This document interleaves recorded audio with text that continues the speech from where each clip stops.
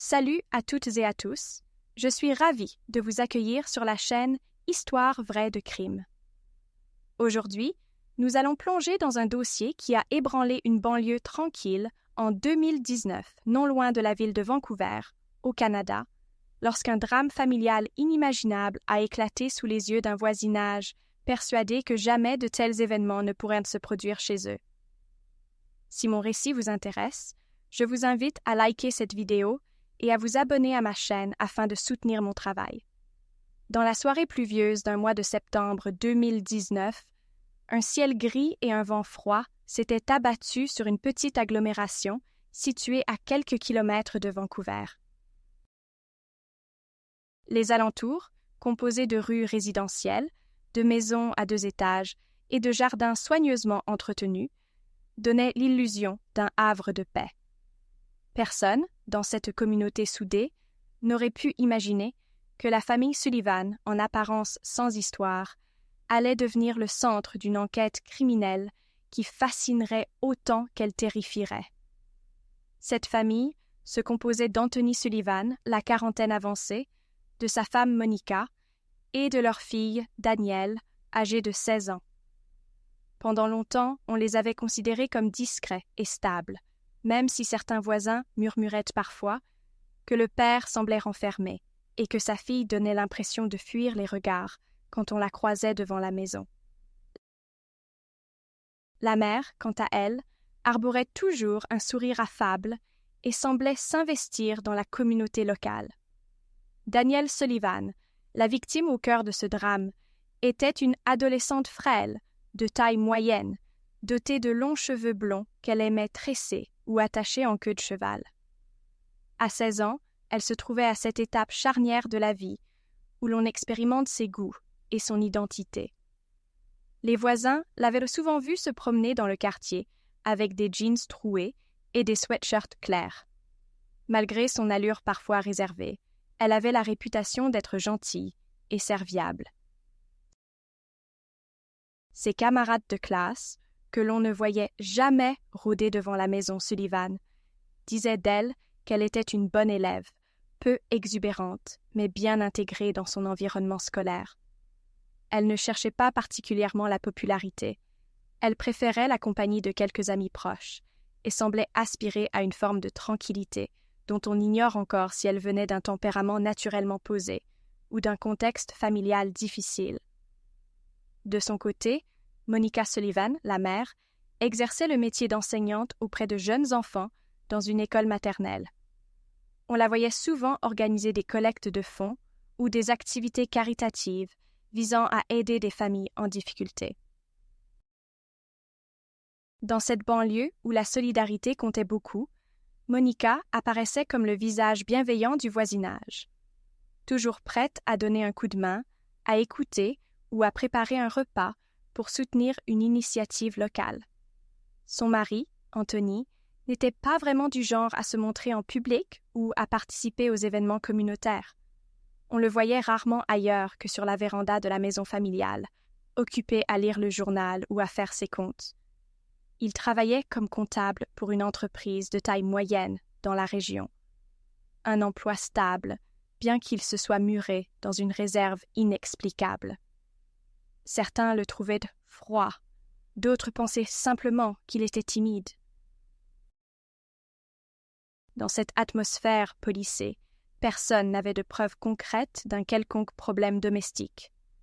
Pourtant, aux alentours du mois de septembre de cette fatidique année, des indices auraient pu alerter les observateurs les plus attentifs. Danielle semblait encore plus discrète que d'ordinaire, comme si elle voulait disparaître dans les couloirs du lycée. L'adolescente paraissait porter en elle un fardeau dont elle ne parlait à personne. À la maison, d'après les bruits qui couraient, des disputes sporadiques résonnaient entre les murs, surtout tard le soir. Il était difficile de savoir si ces tensions provenaient de désaccords banals ou de quelque chose de plus profond. Monica gardait son sourire en public, mais quelques-uns de ses proches la trouvaient plus soucieuse et préoccupée, alors qu'elle poursuivait malgré tout son implication dans la vie collective. Un soir, un proche de la famille, Un oncle habitant dans une localité voisine avait cru comprendre lors d'une visite qu'Anthony n'allait pas très bien financièrement. Il se plaignait de charges trop élevées, parlait de dettes, de soucis d'argent qui dépassaient ses possibilités. À première vue, il n'y avait pas de raison de s'inquiéter outre mesure.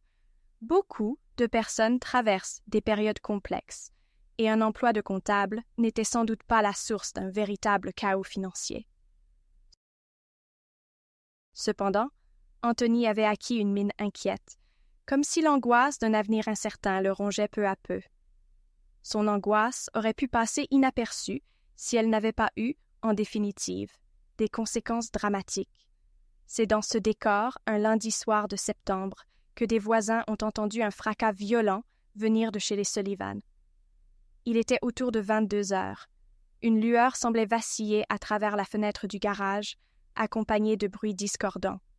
Un choc sourd, des cris, puis ce qui ressemblait à un appel au secours, étouffé, à peine audible. Les témoins, bouleversés, n'étaient pas certains de la signification exacte de ces sons, et personne n'osa intervenir immédiatement. Dans ce quartier relativement sûr, il était plus fréquent d'appeler la police en cas de tapage nocturne, plutôt que d'aller voir soi-même de quoi il retournait.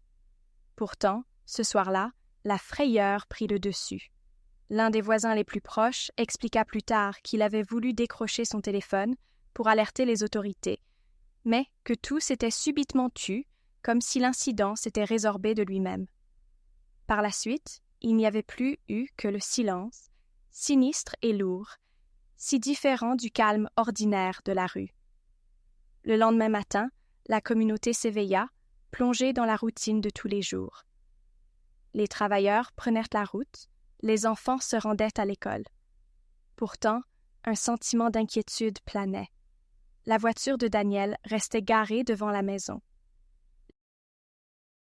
Les rideaux de la chambre de l'adolescente étaient tirés, et on ne la vit pas descendre de chez elle pour partir en classe.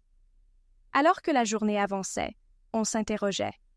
Monica avait-elle emmené sa fille ailleurs? Était-elle partie précipitamment? Il n'y eut aucune communication de la part de la famille, pas d'excuses ou de justification. Rien qu'un vide troublant. Au fil des heures, l'inquiétude gagna en intensité, surtout quand, plus tard dans la journée, un passant découvrit, à l'autre bout de la localité, un vieux hangar à l'abandon, dont la porte était restée entr'ouverte. La bâtisse, bordée par des terrains vagues, n'était plus utilisée depuis longtemps. Le passant en question, intrigué par ce qu'il croyait être des bruits anormaux ou peut-être un animal en train de se réfugier dans l'obscurité, avait décidé d'y jeter un œil. C'est à ce moment-là qu'il tomba, terrifié, sur la scène la plus macabre qu'il lui ait été donné de voir. Le corps de Daniel Sullivan, recroquevillé et inanimé, présentait des blessures extrêmement violentes, notamment au visage et sur le haut du corps. Pris de panique, le témoin s'était rué hors du bâtiment et s'était mis à hurler pour demander de l'aide. Les premiers agents de police arrivés sur place se trouvèrent confrontés à l'horreur brute. L'adolescente portait des traces profondes de coups et de lacérations, dont certaines semblaient avoir été réalisées à l'aide d'un objet tranchant. Elle était manifestement décédée depuis plusieurs heures, au vu de la rigidité cadavérique qui commençait à se manifester. Les investigateurs constatèrent que le lieu ne comportait que très peu de traces indiquant un affrontement prolongé. L'absence de traces de lutte au sol ou de résistance à l'intérieur du hangar suggérait que l'adolescente avait peut-être été déplacée là après les violences ou qu'elle avait été trop blessée pour se débattre. Rapidement, ils mirent en place un périmètre de sécurité et en informèrent d'autres services, dont les équipes médico-légales spécialisées dans les homicides. Dans l'intervalle, les proches de Daniel, à savoir sa mère Monica, son père Anthony et la poignée de connaissances qui leur rendaient visite régulièrement, furent interrogés ou recherchés.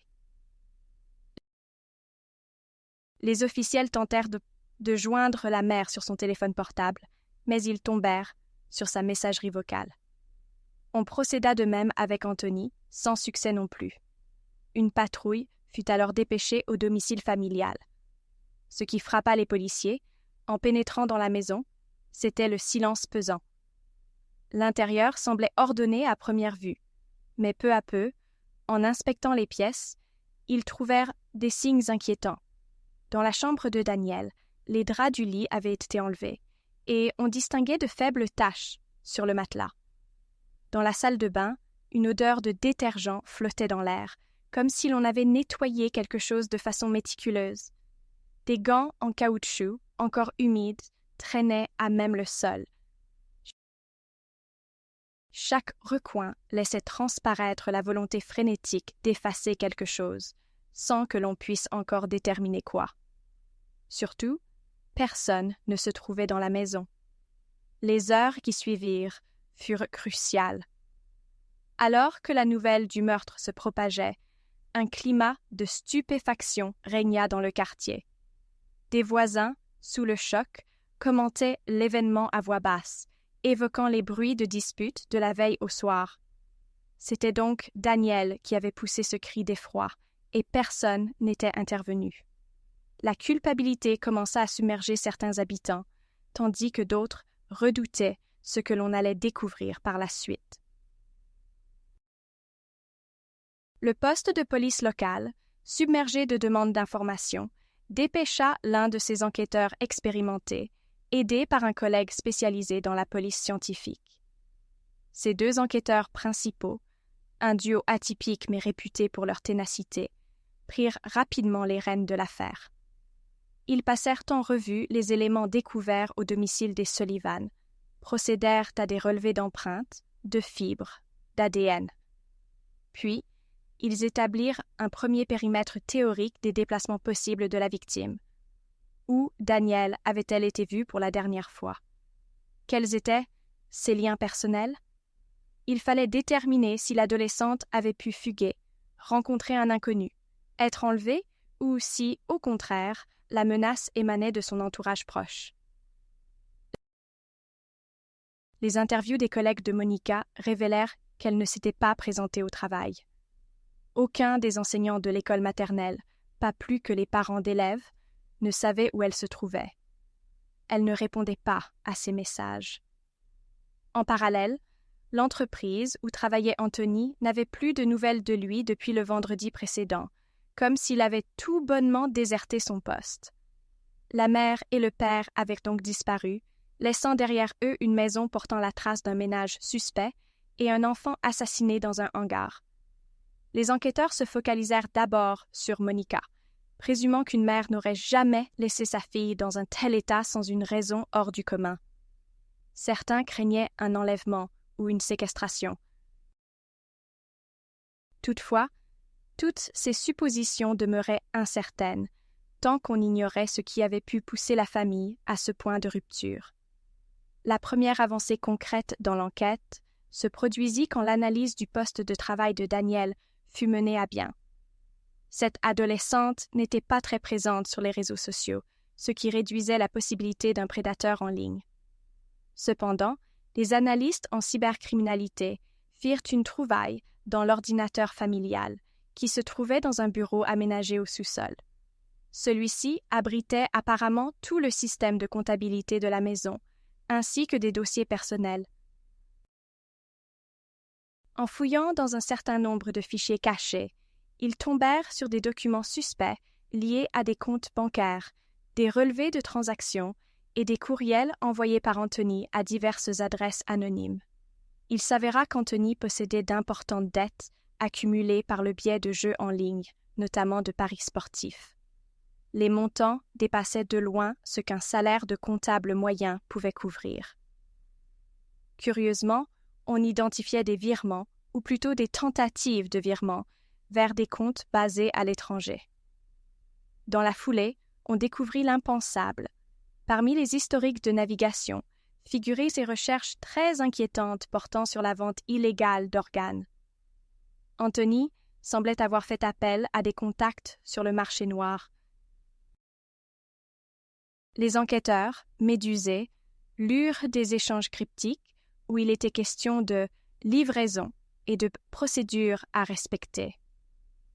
Les indices laissaient présager un plan machiavélique, comme si l'homme s'était résolu à trouver une somme d'argent rapide, au détriment de la vie d'une personne. Bientôt, l'évidence s'imposa. Daniel était la cible de ce plan.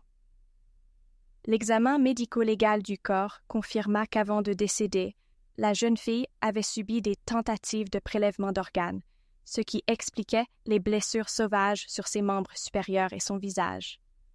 Celui qui s'en était pris à elle avait non seulement voulu la tuer, mais avait aussi cherché à dissimuler ses actes ou à maquiller la scène pour brouiller les pistes.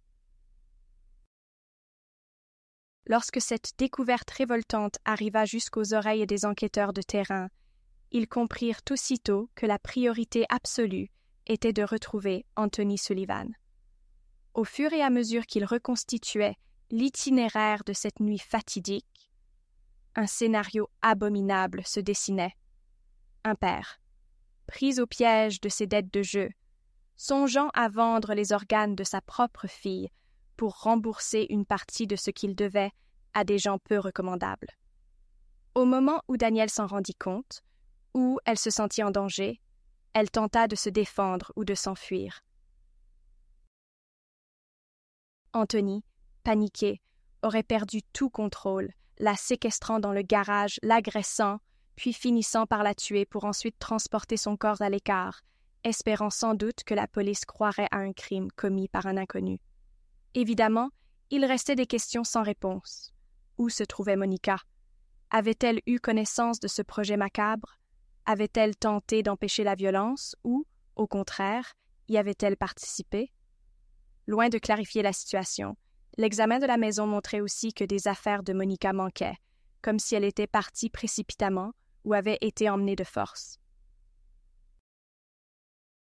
On trouva néanmoins son sac à main sans ses papiers d'identité, mais vide de tout autre contenu, ce qui laissait supposer qu'elle était partie dans la hâte ou sous la contrainte. Au même moment, une autre ligne d'investigation s'ouvrit grâce à une voisine qui déclara avoir vu, dans l'après-midi précédent, la découverte du cadavre, un homme entrer et sortir de la maison Sullivan, un individu qui ne correspondait pas à Anthony. Personne ne savait de qui il pouvait s'agir. Les enquêteurs envisagèrent différentes pistes. Un complice qui aurait participé à l'enlèvement, voire un intermédiaire du marché noir venu vérifier qu'Anthony était prêt à honorer son sinistre engagement. Cette hypothèse inquiétait particulièrement les autorités, car elle sous-entendait l'existence d'un réseau criminel plus vaste que le simple acte d'un père désespéré. Tandis que la tension grandissait, la police de Vancouver publia un avis de recherche nationale. Il décrivait Anthony Sullivan comme un individu dangereux, susceptible de fuir le pays. Plusieurs témoins affirmèrent s'y l'avoir aperçu le jour même où l'on retrouva le corps de Daniel, dans une station-service à la sortie de la ville, où il aurait fait le plein d'un vieux véhicule utilitaire. Rien n'indiquait la présence de Monica à ses côtés. Cela renforça la crainte qu'il lui ait fait du mal ou qu'il l'ait laissé derrière lui dans un état critique. Les enquêteurs, déterminés à sauver une vie s'il était encore temps, multiplièrent les contrôles routiers et sollicitèrent le concours des autorités frontalières, vu la proximité géographique des États-Unis. Mais l'histoire prit un autre tournant quand 2 jours plus tard, Monica réapparut au poste de police locale, en état de choc. Elle portait des marques de contusion sur les bras et affichait un regard hagard. Selon ses dires, Anthony l'aurait enfermée dans un motel miteux, la menaçant de représailles s'il venait à être arrêté. Il l'aurait laissée dans une chambre, sous la surveillance d'une personne non identifiée, pendant qu'il organisait son départ. Pourtant, sans qu'on sache précisément comment, Monica avait réussi à s'échapper de la chambre, profitant d'un moment d'inattention de son geôlier. En pleurs, elle expliqua qu'elle ignorait presque tout du plan d'Anthony jusqu'à ce qu'il l'exécute. Monica raconta que la nuit du meurtre, une dispute terrible avait éclaté entre eux au sujet de l'avenir de la famille. Anthony aurait alors révélé ses dettes de jeu et sa volonté d'obtenir de l'argent coûte que coûte. Elle affirma qu'elle n'aurait jamais imaginé qu'il puisse s'en prendre à Daniel, que le choc l'avait terrassée quand elle avait compris ce qui se tramait dans le garage. Selon son récit, elle avait voulu s'interposer, mais la violence d'Anthony l'avait rapidement mise hors d'état d'agir. Avec ce témoignage, l'affaire prit des proportions encore plus glaçantes. Monica décrivit comment Anthony était devenu étrangement calme après le meurtre de leur fille, comme s'il était déjà dans une logique de fuite. Elle raconta aussi avoir vu un individu qu'elle ne connaissait pas entrer dans la maison pour superviser le sinistre projet de prélèvement. Un homme qui avait sommairement examiné la jeune fille, puis s'était mis à donner des instructions, prenant des photos de Daniel. On lui aurait demandé, à elle, de faire comme si de rien n'était, sinon elle mourrait aussi. Ce récit correspondit globalement aux traces laissées sur le corps de Daniel. Pour la police, il devenait impératif de mettre la main sur Anthony et sur ce complice inconnu. Les jours suivants furent trop consacrés à la traque d'Anthony. Les autorités diffusèrent largement son signalement. Un homme d'environ 45 ans, trapu, le visage dur, les cheveux châtains coupés courts, une allure parfois voûtée par le stress, vu pour la dernière fois en train de conduire un véhicule utilitaire blanc. Des messages préventifs furent envoyés aux postes frontières, ainsi qu'aux aéroports. On surveillait également les gares routières, sachant qu'il aurait pu changer de moyen de transport. Dans le quartier, jadis si tranquille, des barrages policiers, des vérifications d'identité et une tension généralisée prévalaient. Les médias enflammèrent l'opinion publique, couvrant l'affaire en continu, parlant de ce père qui aurait osé imaginer l'horreur de marchander sa propre fille. Les habitants se cloîtraient chez eux, prenant conscience que même le foyer le plus apparemment harmonieux pouvait cacher un secret funeste. Finalement, l'étau se resserra lorsque, au terme de 2 semaines d'investigation, les forces de l'ordre retrouvèrent Anthony dans la cabane délabrée d'un chalet de campagne, non loin d'un lac situé à une bonne centaine de kilomètres de Vancouver. Les autorités avaient reçu un renseignement d'une personne fréquentant la zone, qui prétendait avoir vu un homme correspondant à la description faire des allées et venues autour de ce refuge. Une équipe tactique fut déployée, et l'arrestation se déroula sans effusion de sang. Anthony, exténué et affamé, ne tenta pas de résistance majeure quand les policiers le cernèrent. Dès lors, son interrogation devint la priorité. Au début, Anthony chercha à nier toute implication directe dans la mort de Daniel. Il laissa entendre que le complice évoqué par Monica était le responsable principal. Pourtant, l'analyse d'expertise comportementale révélait dans ses propos des contradictions flagrantes. Les policiers, armés des éléments médico-légaux et du témoignage détaillé de Monica, ne mirent pas longtemps à briser ses défenses. Finalement, il avoua. Il avait conçu un plan tordu pour rembourser ses dettes en proposant, via des contacts illégaux, la livraison des organes de sa propre fille. L'idée lui était venue peu à peu, alimentée par le désespoir et l'emprise de son addiction au jeu d'argent. Sous les recommandations de ce fameux complice, il avait préparé le terrain. La nuit fatidique, il avait voulu neutraliser Daniel dans le garage, puis la transférer dans un lieu plus discret où le complice aurait dû se charger d'extraire des organes en vue d'une revente clandestine. Mais Daniel s'était débattu et avait crié à l'aide, alertant inconsciemment ses voisins qui n'avaient malheureusement pas réagi à temps. Les choses avaient alors dégénéré. Paniqué à l'idée de se faire surprendre, Anthony l'avait frappée à plusieurs reprises. Voyant qu'elle risquait de s'échapper ou de prévenir quelqu'un, il l'avait finalement tuée sur place, d'un coup encore plus violent. Dans la précipitation, lui et son acolyte avaient déplacé son corps jusqu'au hangar et tenté des mutilations, sans toutefois mener à bien le prélèvement de tous les organes qu'il comptait y vendre.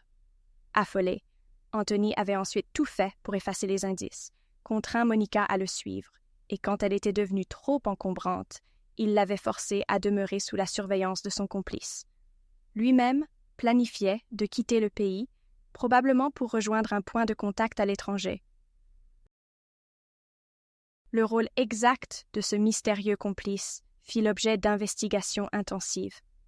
Les enquêteurs tentèrent d'obtenir de la part d'Anthony son nom ou sa localisation, mais l'homme se montra soit incapable de fournir des détails vérifiables, soit décidé à protéger ce partenaire. Quoi qu'il en soit, le principal auteur du meurtre de Danielle se retrouvait déjà entre les mains de la justice.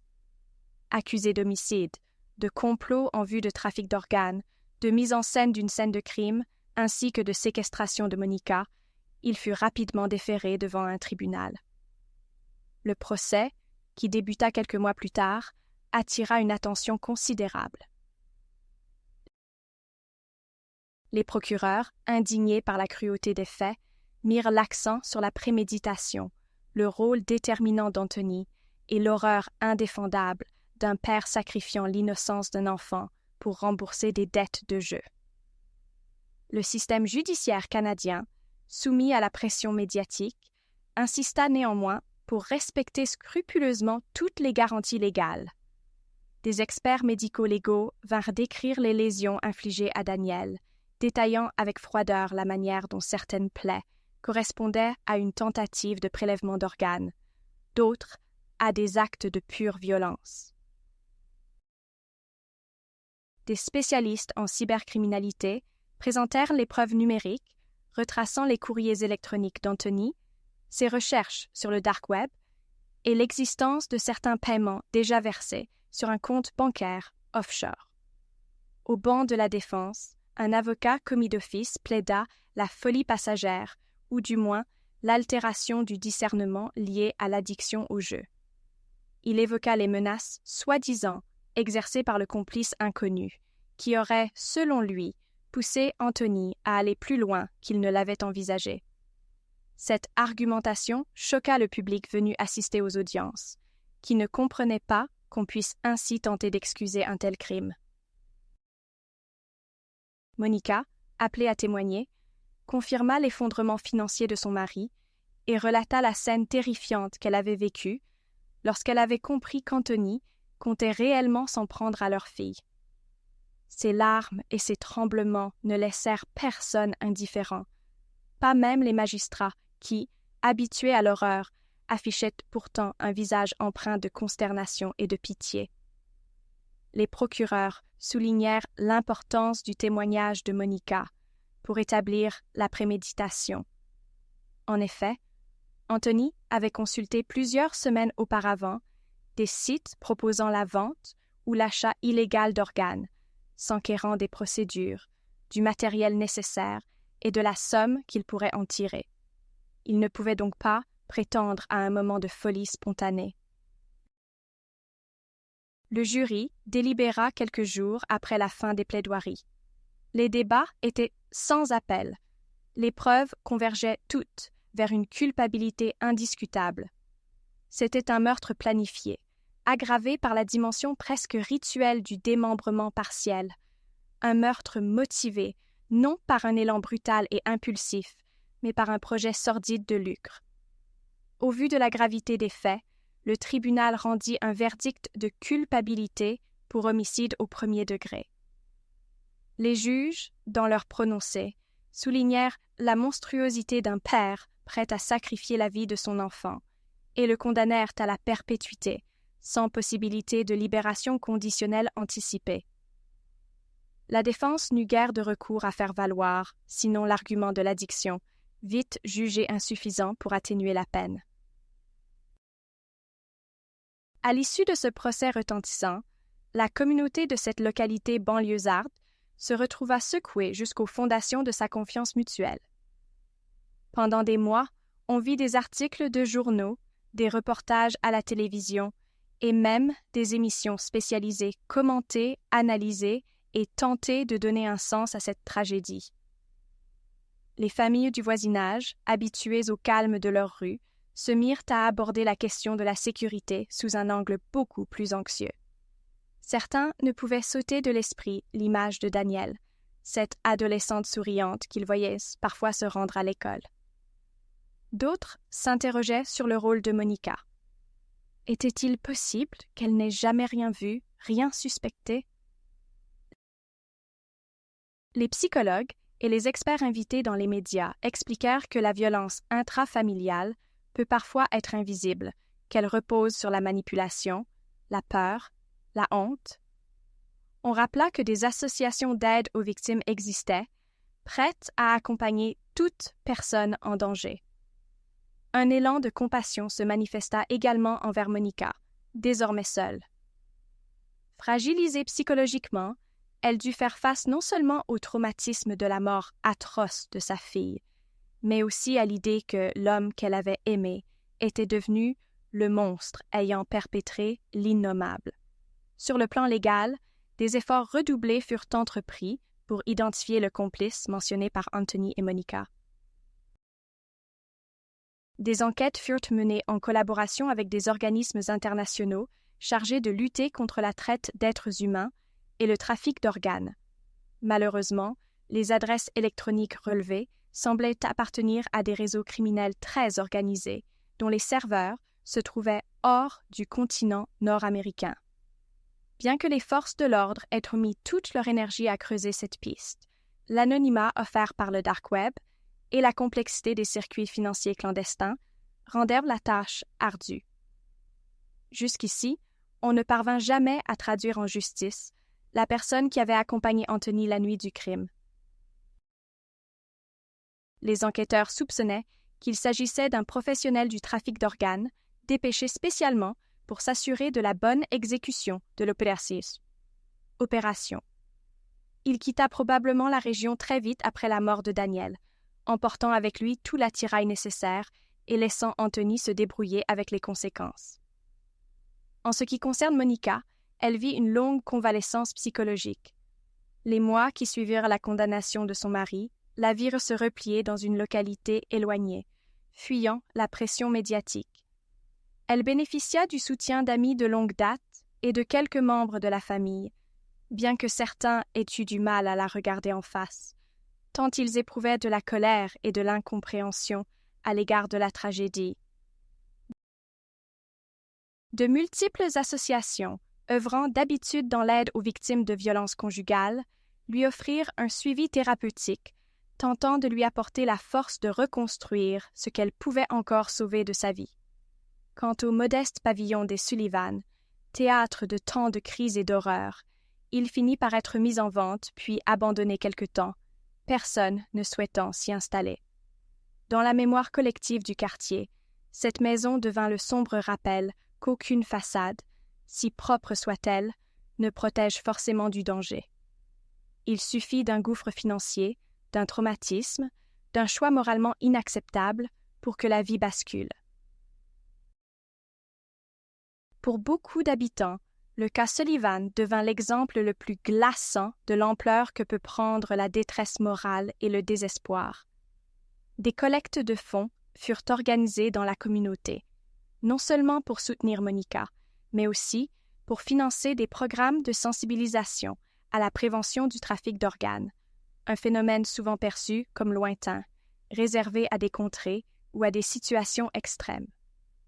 Les autorités locales mirent également en place des séances d'information sur les ravages de l'addiction au jeu, encourageant quiconque y serait confronté à demander de l'aide avant qu'il ne soit trop tard. En parallèle, on redoubla d'attention envers la jeunesse locale. Les professeurs, les encadrants et jusqu'aux parents d'élèves redoublèrent de vigilance pour détecter les signes d'un mal-être chez les adolescents. Tout le monde cherchait à donner un sens à ce cauchemar. Comment une jeune fille, encore pleine de vie, avait-elle pu finir sacrifiée sur l'autel de la cupidité de son père? Dans les mois qui suivirent le procès, les journaux locaux publièrent régulièrement des articles sur la vie d'Anthony en prison. L'homme, incarcéré dans un établissement à sécurité maximale, aurait tenté de se rapprocher de l'aumônier de la prison, exprimant des remords, et demandant l'absolution. Les quelques personnes qui purent le côtoyer décrivirent un individu parfois en proie à des crises de nerfs, parfois abattu, comme si la réalisation de son acte atroce le consumait peu à peu. Sans possibilité de réinsertion, il devait passer le reste de ses jours derrière les barreaux. Certains estimaient qu'il s'agissait d'un sort justifié, voire trop clément. La souffrance infligée à Daniel restait indescriptible. D'autres, rares, évoquaient tout de même la tragédie d'un homme dont l'addiction avait fini par détruire la famille. Mais au fond, même en tenant compte des pires circonstances, comment pardonner une telle monstruosité? On organisa un mémorial discret à la mémoire de Daniel dans le parc central de la petite ville voisine. Une stèle fut érigée, portant seulement son prénom et un court texte élogieux. Quelques personnes déposèrent des fleurs, des peluches. Au fil du temps, les commémorations s'espacèrent, mais la stèle demeura un rappel discret et permanent du fait que nul n'est à l'abri quand la perversion se tapit entre les murs domestiques. Pour les proches de Daniel, il n'y avait guère de consolation, sinon celle d'avoir vu son meurtrier puni par la justice. Certains professeurs, se souvenant d'elle comme d'une élève souriante, se regroupèrent pour financer une bourse d'études destinée à des jeunes filles ambitieuses, mais en difficulté. L'idée était de faire subsister l'image d'une adolescente qui, malgré sa réserve, avait un potentiel à offrir au monde. Les experts engagés par les médias soulignèrent que ce type de crime familial extrême, où un parent en arrive à tuer son enfant pour un motif pécuniaire, ne surgit pas d'un simple désaccord. C'est l'aboutissement d'un enchaînement de facteurs psychologiques, financiers, émotionnels qui s'entrechoquent. Dans le cas de la famille Sullivan, l'addiction au jeu d'Anthony avait creusé un gouffre financier et mental dont il ne pouvait plus sortir. Cependant, on restait confronté à la même interrogation. Comment un père peut-il franchir la limite ultime de la morale, allant jusqu'à transformer son enfant en source de profit macabre?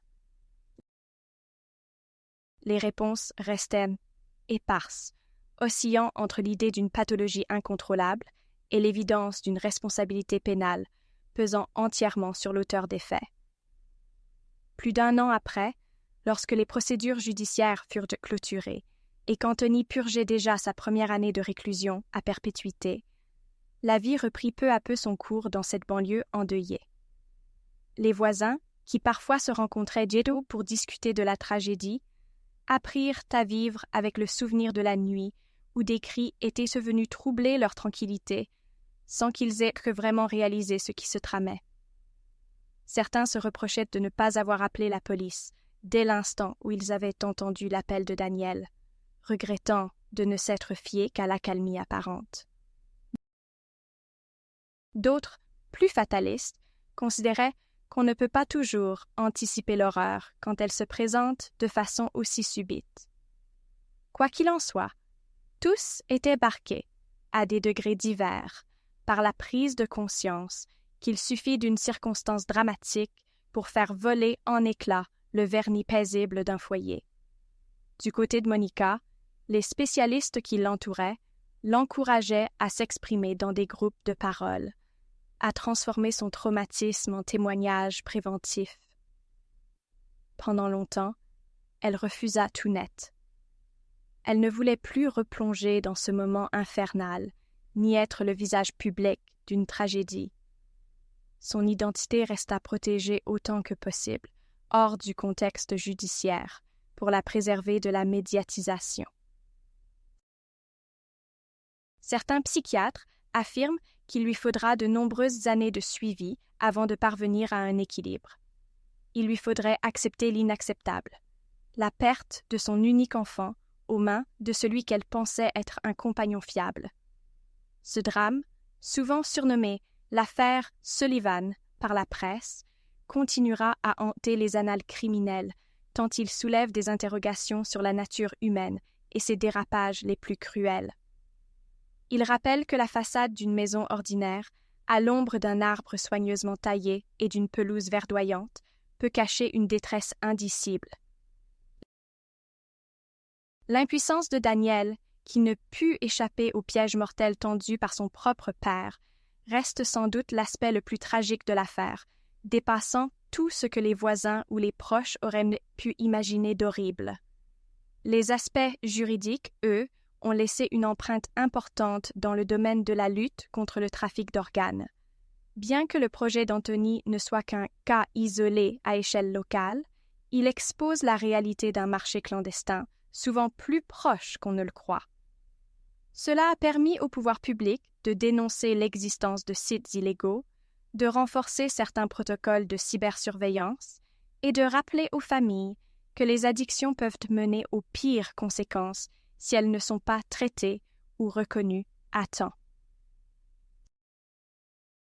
Cette tragédie demeure, pour tous ceux qui s'y sont intéressés, une leçon douloureuse sur la nécessité d'une vigilance constante, non seulement dans les communautés, mais aussi au sein de chaque foyer, où l'on pressent un malaise grandissant.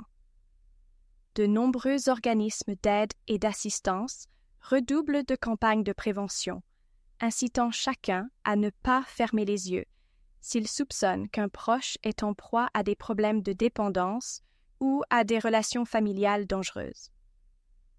Pour beaucoup, la mémoire de Daniel incarne l'innocence détruite par la cupidité la plus effroyable, alors que la maison des Sullivan reste inoccupée, parfois couverte de graffitis anonymes par des adolescents cherchant à extérioriser le malaise que ce lieu inspire. Son jardin, autrefois entretenu par Monica, est à l'abandon.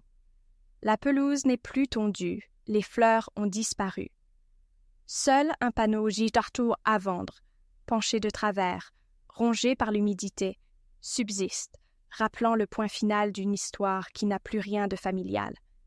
Je reste persuadée qu'il est important de continuer à parler de ce dossier pour prendre pleinement conscience des ténèbres dans lesquelles certains individus peuvent sombrer.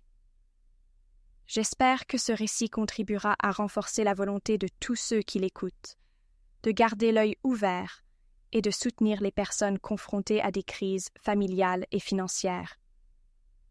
Il ne faut jamais sous-estimer le poids du silence et du déni dans l'escalade de la violence. Merci de m'avoir suivi jusqu'au bout de ce témoignage bouleversant. Je vous remercie pour votre attention et votre soutien et je vous propose de découvrir d'autres vidéos qui pourraient également vous intéresser. Je suis convaincue qu'ensemble, nous pouvons apprendre de ces tragédies afin de prévenir autant que possible d'autres drames à venir. Alors, prenez soin de vous et de vos proches. À très vite pour de nouveaux récits sur cette chaîne.